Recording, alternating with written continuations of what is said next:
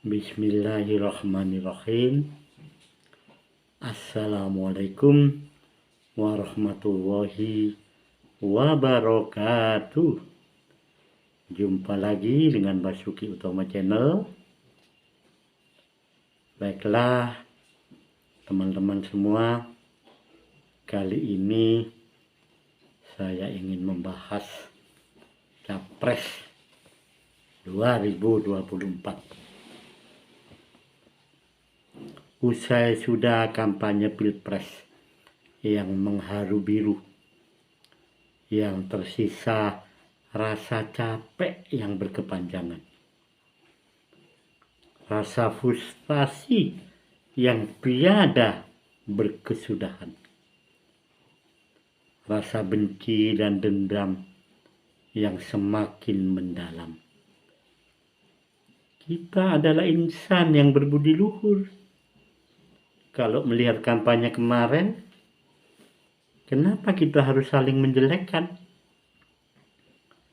saling menghujat, dan membuat hoax yang tiada berkesudahan?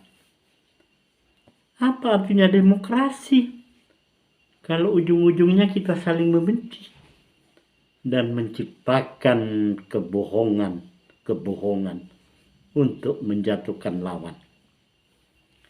Apa gunanya Pilpres kalau isinya hanya janji-janji kosong yang sulit untuk diwujudkan?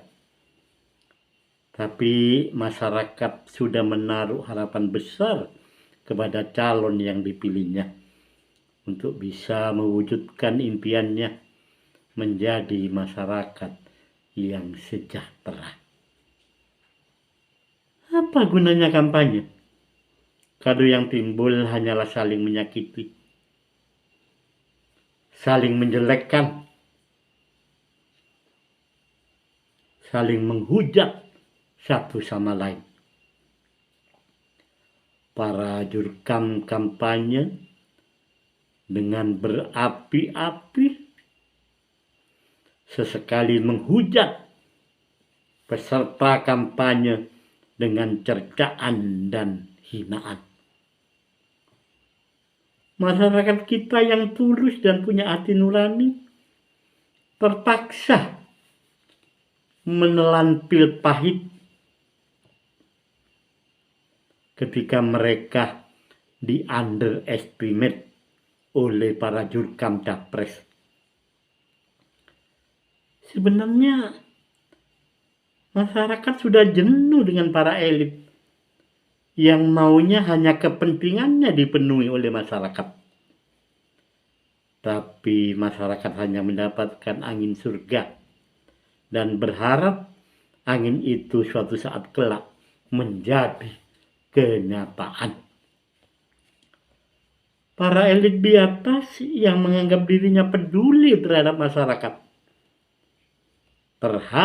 masyarakat Indonesia membuat petisi yang akan memakzulkan Presiden Jokowi yang mereka nilai gagal dalam membangun Indonesia.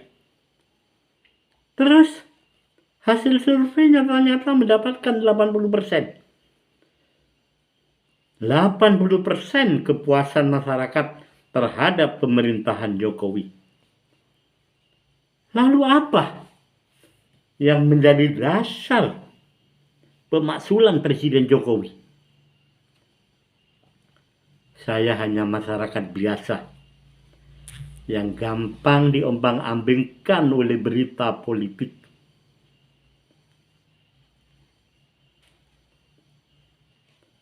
Yang disampaikan oleh para elit yang isinya hanya kebohongan semata. Apa gunanya berijazah tinggi? Mondok bertahun-tahun kalau hanya sekedar menjadi Abu Jahal di zaman modern. Bisanya menghasut masyarakat, dan apabila masyarakat tidak mendukung mereka, maka keluarlah segala caci maki, segala isi kebun binatang, segala sumpah serapah, Bagi yang mempunyai hati nurani, kita merasa risih mendengar semua itu. Ada rasa sakit di dalam dada ini. Rasanya ingin menangis melihat dan mendengar kenyataan pahit ini. Kita hanya berharap semoga Allah menuntun kita dalam pilpres ini. Ada paslon yang menjadi Imam Mahdi dan membawa-bawa malaikat Jibril dalam kampanyenya. Kebodohan apa lagi yang tengah dihilangkan kepada masyarakat kita?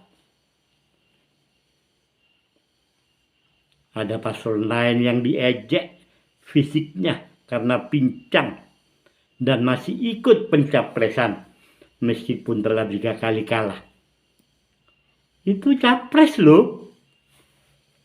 Terus bagaimana para disabilitas kita di mata mereka? Mungkin bagi mereka para disabilitas kita hanyalah sampah yang harus dibuang. Sepicik itukah para elit kita yang ngakunya lulusan sarjana, punya gelar mentereng?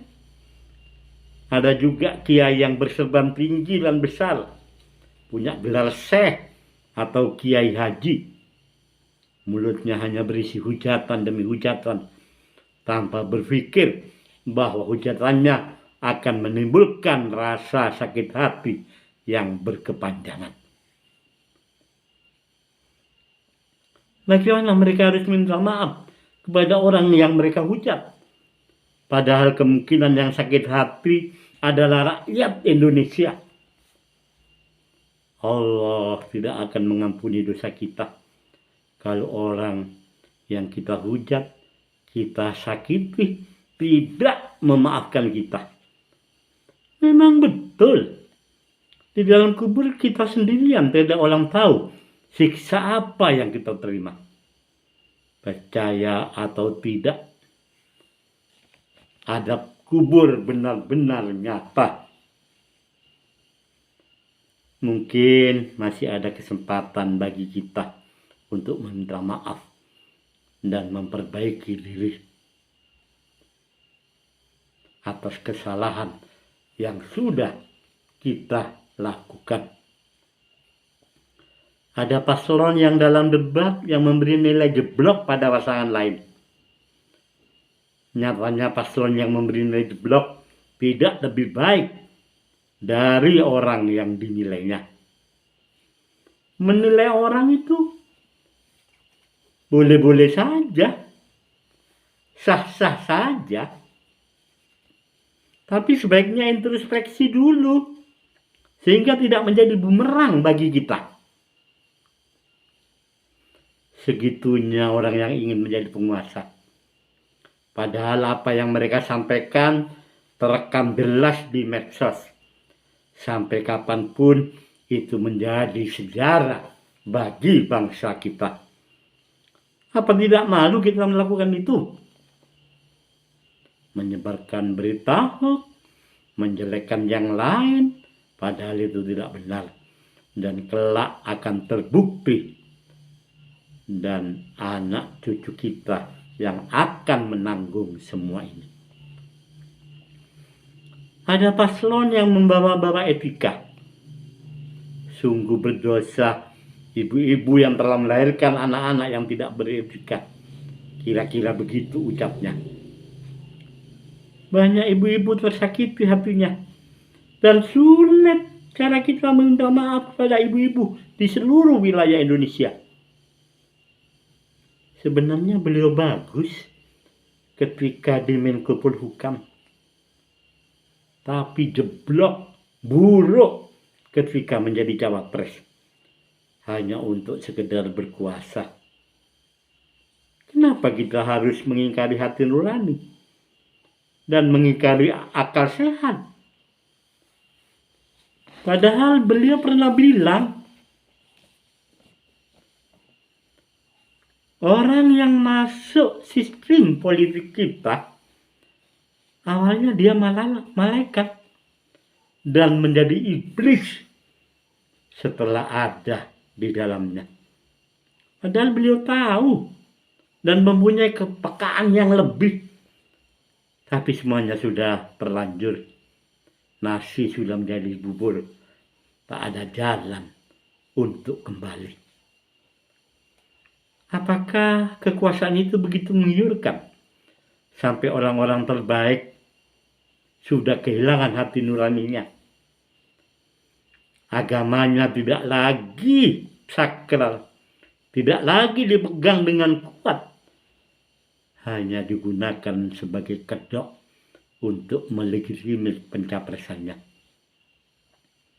Semoga masyarakat Indonesia dibimbing oleh Allah Subhanahu wa Ta'ala dalam menentukan pilihannya.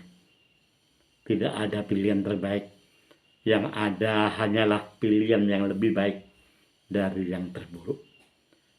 Mohon petunjuk pada Allah dan tetaplah gunakan hati nurani. Semoga pilihan kita menjadi amal ibadah yang diridhoi oleh Allah. Amin amin ya rabbal alamin. Assalamualaikum warahmatullahi wabarakatuh.